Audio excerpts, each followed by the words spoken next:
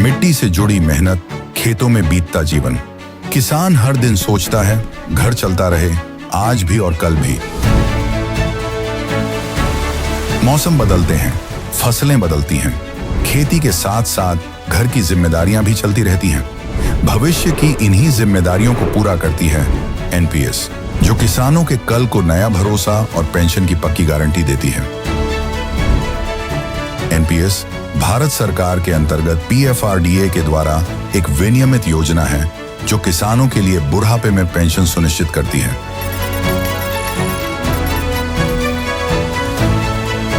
NPS खाता खोलने के लिए अपने नजदीकी सीएससी से संपर्क करें या 1800-1107-08 पर कॉल करें। पेंशन की पक्की गारंटी के लिए एनपीएस जरूरी है। नाशिक जिल्हा कायद्याचा बालेकिल्ला।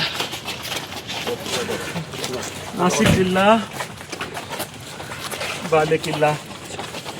नाशिक जिल्हा कायद्याचा बालेकिल्ला। नाशिक जिल्हा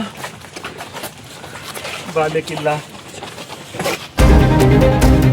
नाशिक जिल्हा कायद्याचा बालेकिल्ला हे शब्द आहेत अशोक खरातचे। 17 मार्चला जेव्हा खरातला पोलिसांनी अटक केली तेव्हा मला अटक केली तर तुमच्यावर कोप होईल असं म्हणणारा खरात 22 मार्च रोजी मात्र त्याच पोलिसांच्या मागे तोंड लपवत होता। 17 मार्च ते 23 मार्च या दरम्यान खरात सोबत काय काय घडलंय? गेली काही वर्ष आलिशान जगणारा खरात आता मात्र तोंड का लपवतोय? सगळं पाहूया या व्हिडिओतून। ही दृश्य आहे 17 मार्चची, जेव्हा खरातला पोलिसांनी त्याच्या घरातून ताब्यात घेतलं। खरातचे राजकीय लागेबांधे पाहता तो पळून जाऊ शकतो याचा अंदाज पोलिसांना होता। त्यामुळे नाट्यमय रीतीनं पोलिसांनी खरातला अटक केली।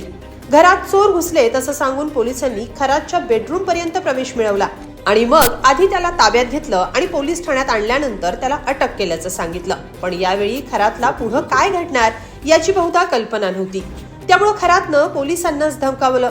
मला अटक केली तर तुमच्यावर कोप होईल असं बोलत खरातनं पोलिसांनाच शाप दिल्याचं समोर आलं। पण ते पोलीस आहेत, त्यामुळे खरातच्या धमकीला त्यांनी भीक घातली नाही। पण एका महिलेने केलेल्या तक्रारीवरून आत गेलेला खरात आता कायमचा बंद राहणार अशी शक्यता आहे, कारण एका मागोमाग एक अशी तिसरी एफआयआर खरात विरुद्ध दाखल झाली आहे। 22 मार्च रोजी पोलिसांनी चौकशीसाठी आत नेलं तेव्हा खरात घोर अपराध असं पुटपुटत आत गेला, पण जेव्हा बाहेर आला तेव्हा त्याला धड चालताही येत नव्हतं। पोलिसांच्या हाताचा आधार घेऊन खरात गाडीपर्यंत गेला। इथं माध्यमांचे कॅमेरे होते, ज्यांनी ही सगळी दृश्य कॅमेऱ्यात टिपली। पोलीस स्टेशन मधून बाहेर पडलेला खरात नाशिक जिल्हा कायद्याचा बालेकिल्ला असा जप करत जात होता। त्यामुळे अटक केल्यापासून ते आता तिसरा गुन्हा दाखल होईपर्यंत खरातची बदललेली रूप समोर आली आहेत। पण त्याचं खरं रूप हे तो गेली काही वर्ष जगत होता ते होतं, जे अत्यंत भयंकर आणि किळसवाणं होतं। कारण आधी मंदिर बांधलं, मग ट्रस्ट स्थापन केली, आर्थिक फसवणूक केली आणि मग महिलांचं शोषण केलं। या काळ्या कारभारातून कोट्यवधींची माया जमवली, आलिशान जीवन जगला, पण अखेर त्याचं नशीब त्याला कोठडीच्या आत घेऊन आलं। एखाद्याची वेळ कशी बदलत जाते याचं खरात हे उदाहरण आहे। त्यामुळे काहीही करा, कायदा आपलं काम करतो आणि मग अट्टल गुन्हेगारालाही कायद्याची आठवण होते ती अशी। तुम्हाला काय वाटतं? कमेंटमध्ये नक्की लिहा आणि lokmat.com ला सबस्क्राईब करा। धन्यवाद।